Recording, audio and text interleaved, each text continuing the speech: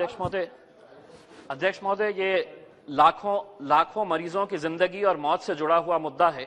इसीलिए मैं आपसे हाथ जोड़कर ये विनती करना चाहूंगा कि कम से कम आप बेल बजाने से पहले इनकी पीड़ा को जरूर सुन ले।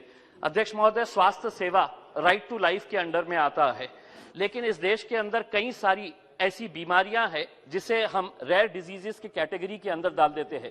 यानी कि इसका मतलब यह है कि उन्हें ना तो किसी सरकारी स्कीम के फायदे दिए जाते हैं, ना इंश्योरेंस का उसे फायदा दिया जाता है। एक उदाहरण के तौर के ऊपर टाइप 1 डायबिटीज अब बच्चों के अंदर इतना कॉमन हो चुका है, हर रोज उन्हें 4 से 5 इंसुलिन के इंजेक्शंस दिए जाते हैं।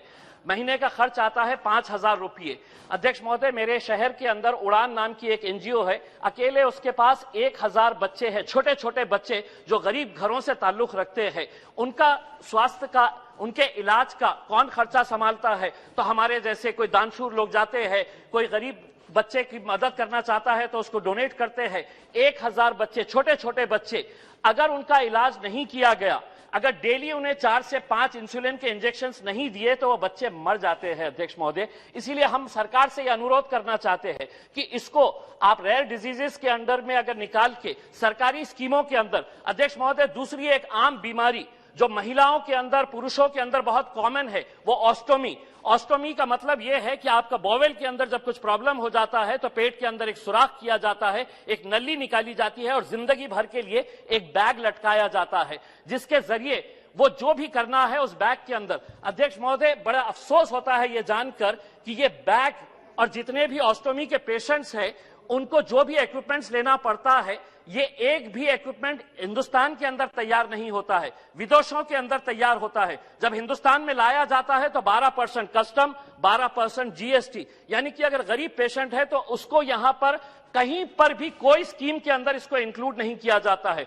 ऑस्ट्रेलिया हो, यूएस हो या दूसरे फॉरेन कंट्रीज हो, कनाडा, इसको एक डिसेबिलिटी के तौर के ऊपर ट्रीट किया जाता है। यानी कि इसका मतलब वहां के ऑस्टोमी के पेशेंट्स हो या टाइप 1 डायबिटीज हो या रेयर डिजीजेस के कितने भी पेशेंट्स हो, इन सबको सरकारी स्कीम के अंदर इंक्लूड करके उनको फायदा दिया जाता है। मैं सरकार से हाथ जोड़कर यह अनुरोध करना चाहूंगा कि जितनी भी रेयर डिजीजेस इस देश के अंदर है उसे गवर्नमेंट के स्कीम के अंदर इंक्लूड किया जाए, उसको इंश्योरेंस के तमाम फैसिलिटीज दिया जाए। वरना अध्यक्ष महोदय, हमने इन बच्चों को तड़पते हुए देखा है। हर माँ बाप चाहता है कि मेरे बच्चे, ऐसे मैंने रिक्शे वालों को देखा हूं इस उड़ान नाम की संस्था के अंदर, जिसके खुद की महिला जो है वो घर का काम करती है, लेकिन उसका बच्चा जो है वो इस बीमारी से पीड़ित है। उसकी कमाई महिला की 2,500 रुपये है, लेकिन बच्चे के ऊपर हर महीना उसे 5,000 रुपये खर्च करना पड़ता है। अगर ऐसी संस्थाओं की अगर हम मदद नहीं करेंगे, अगर ऐसे रेयर डिजीजेस के पेशेंट्स को अगर हम मदद नहीं करेंगे सरकार की तरफ से, तो क्या इसका मतलब यह है कि हम आज के दिन, मैं खुद जाकर अभी मेरा खुद का चेकअप करवा के आया हूं,